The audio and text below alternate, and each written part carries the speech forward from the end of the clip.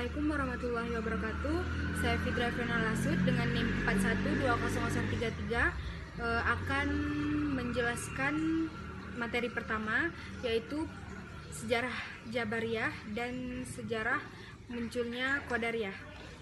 Sejarah Qadariyah yang pertama bermula dari ketidakberdayaan dalam menghadapi kekejaman Muawiyah dan mengembalikan semuanya kepada kehendak dan kekuasaan Tuhan. Yang kedua, isu keagamaan ini dipegang oleh Muawiyah untuk membenarkan perlakuan-perlakuan pada politiknya. Yang ketiga, pada masa munculnya yang dipelopori oleh Ja'ad bin Dirham, paham ini belum berkembang. Yang keempat, menjadi satu aliran dan berkembang pesat di masyarakat setelah dikembangkan oleh Jahnam bin Sofyan. Kemunculan aliran Qadariyah.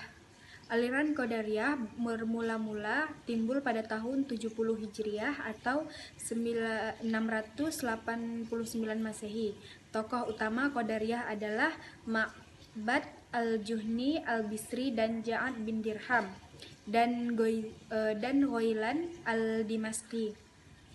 Pada masa pemerintahan Khalifah Abdul Malik bin Marwan pada tahun 685 sampai 705 Masehi, kedua tokoh ini yang pertama kali mempersoalkan tentang qadar. Jadi semasa hidupnya Ma'bad al-Juhani berguru dengan al-Bisri sebagai Wasil bin Ata, tokoh pendiri Mu'tazilah. Jadi Ma'bad termasuk tabi'in atau generasi kedua setelah Nabi. Sedangkan Ghailan semua tinggal di Damaskus. Ia seorang ahli pidato sehingga banyak orang yang tertarik enggan terhadap kata-kata dan pendapatnya. Ayahnya menjadi Maulana Utsman bin Affan. Kedua tokoh Qadariyah ini mati terbunuh. Ma'bad al-Juhni mati terbunuh dalam pertempuran melawan Hajjaj tahun 80 Hijriah. Ia terlibat dalam dunia politik dengan mendukung gubernur Sajistan Abdurrahman al-Ashi'aj menentang kekuasaan Bani Umayyah. Sedangkan Ghailan al-Dimashqi dihukum bunuh pada masa pemerintahan Hisham bin Abdul Malik pada tahun 105 sampai 125 Hijriah atau 724 sampai 743 Masehi. Khalifah dinasti Umayyah ke-10. Hukuman bunuh atas Ghailan dilakukan karena ia terus menyebar luaskan faham Qadariyah yang dianggap membahayakan pemerintah. Ghailan gigih menyebar luaskan faham Qadariyah ini di Damaskus sehingga mendapat tekanan dari Khalifah Umar bin Abdul Aziz tahun 717 sampai 720 Masehi. Meskipun mendapatkan tekanan, Ghailan tetap melakukan aktivitasnya sehingga Umar wafat diganti oleh Yazid II pada tahun 720 sampai 724 Masehi. Baru pada masa pemerintahan Hiyam bin Abdul Malik pada tahun 724 sampai 743 Masehi, kegiatan Ghailan terhenti dengan eksekusi hukuman mati yang dijatuhkan kepadanya. Assalamualaikum warahmatullahi wabarakatuh. Saya akan melanjutkan menyampaikan materi tentang doktrin ajaran dan dasar ajaran dalam aliran Qadariyah. Yang pertama, doktrin ajaran dalam aliran Qadariyah. Yang pertama, orang yang berbuat dosa itu bukan fakir dan bukan mukmin, tetapi fasik, dan orang fasik itu masuk neraka. Yang kedua, Allah Subhanahu wa Ta'ala tidak menciptakan amal perbuatan manusia, melainkan manusia sendiri yang membuatnya, sehingga ia akan menerima balasan yang baik dari perbuatan baiknya, yaitu surga, dan akan menerima balasan yang buruk dari perbuatan buruknya, yaitu siksa neraka. Yang ketiga, Allah itu mengetahui, berkuasa, hidup, melihat, dan mendengar dengan zatnya sendiri.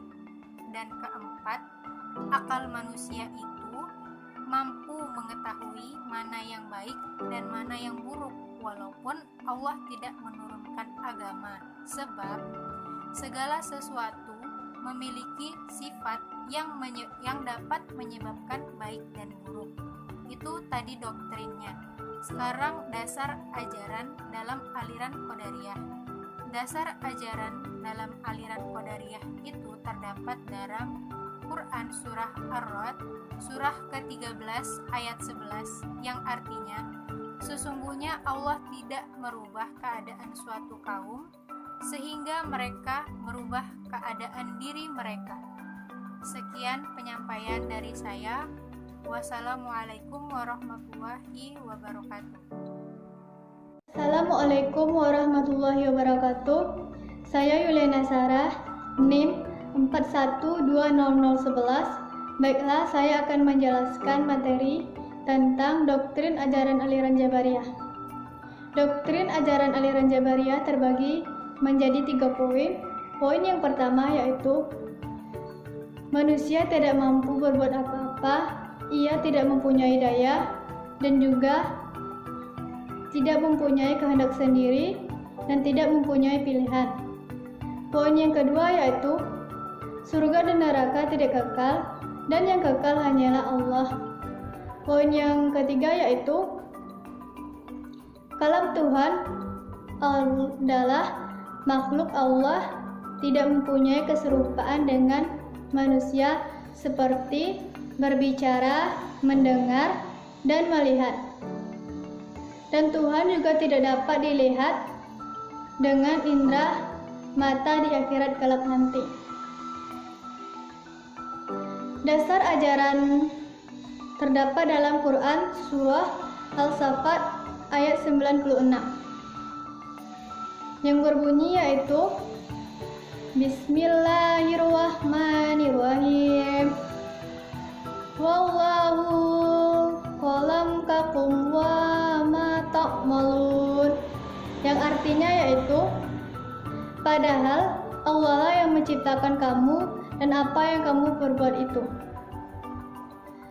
Selanjutnya terdapat dalam Quran surat Al-Insan ayat 30 yang berbunyi Bismillahirrahmanirrahim.